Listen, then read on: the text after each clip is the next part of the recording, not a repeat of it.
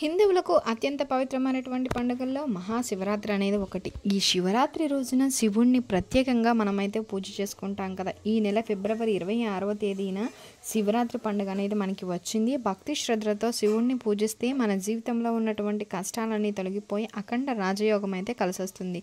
అయితే ఈ మహాశివరాత్రి పండుగ రోజున కొన్ని పవిత్రమైనటువంటి పుష్పాలతో శివుణ్ణి పూజిస్తే మీ దశ మారిపోతుంది. శివానుగ్రహంతో మీరు కుబేరులుగా మారాల్సిందేనండి.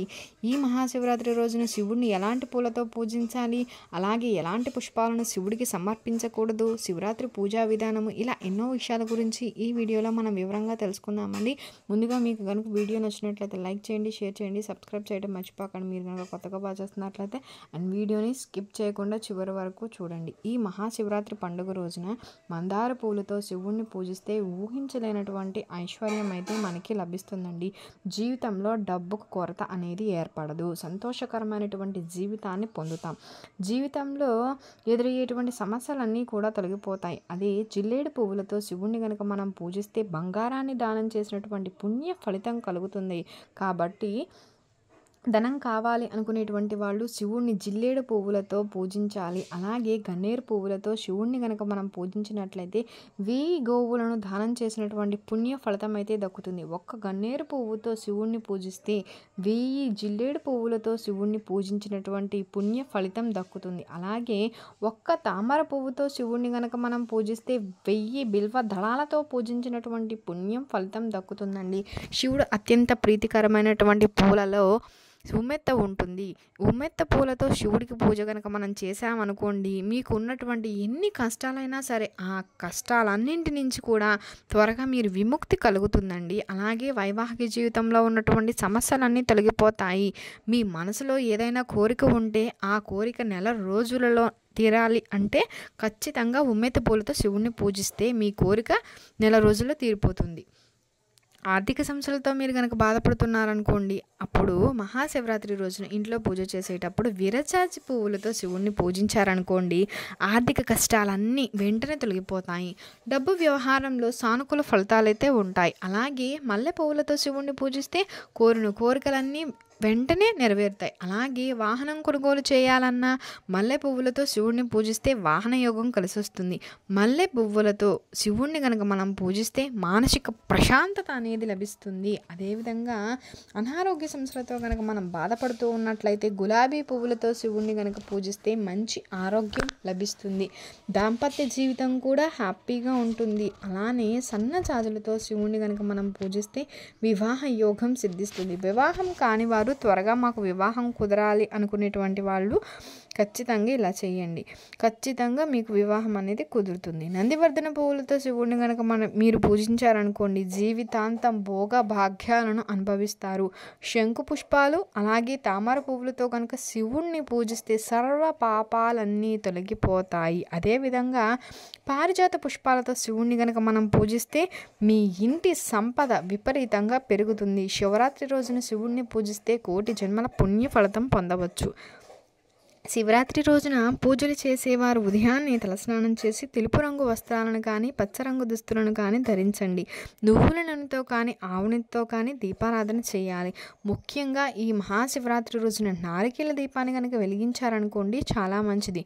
మీ పూజ గదిలో శివలింగం ఉంటే గంగాజలంతో కానీ ఆవు పాలతో కానీ శివుణ్ణి అభిషేకించండి. ఇంట్లో శివలింగం లేని వారు మట్టితో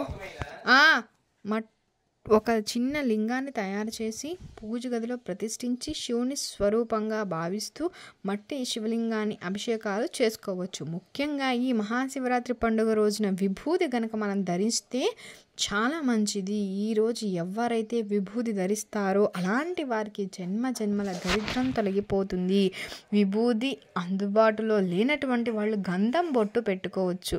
ముఖ్యంగా శివరాత్రి రోజున మీ పూజ గది ముందు కూర్చుని ఓం నమ శివాయ అనేటువంటి మంత్రాన్ని మనం 108 సార్లు జపించాలండి. లేక అది మాకు సాధ్యపడదు అనుకుంటే ఒక 21 సార్లు అయినా సరే జపించండి. ఈ మంత్రం జపించిన తర్వాత శివునికి హారతి ఇచ్చి మీ మనసులో ఉన్న కోరికలను శివునికి చెప్పి గంటను మోగించండి. ఈ విధంగా శివుణ్ణి పూజిస్తే జీవితంలో ఏ కష్టాలు లేకుండా సిరి సంపదలతో జీవిస్తారని శివపురాణం చెబుతుంది.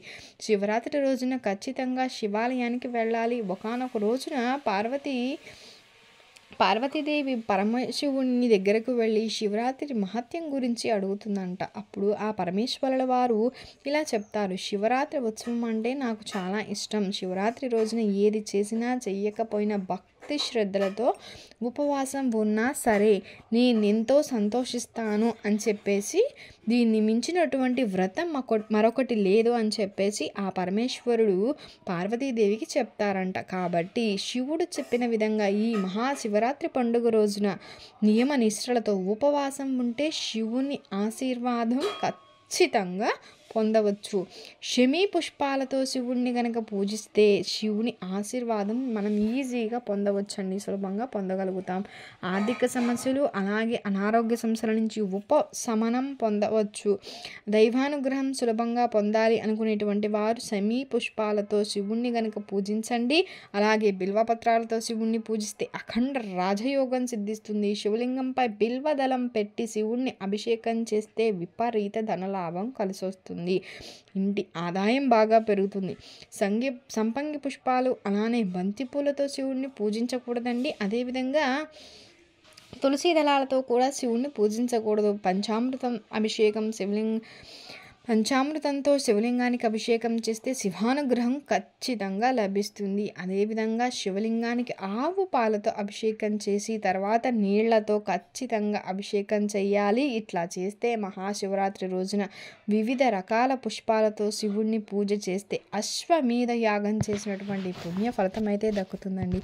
ఇదండి, మీకు కనుక వీడియో నచ్చినట్లయితే లైక్ చేయండి, షేర్ చేయండి, సబ్స్క్రైబ్ చేయడం మర్చిపోకండి. కొత్తగా వాచ్ చేస్తున్నట్లయితే thank you for watching. Thank you.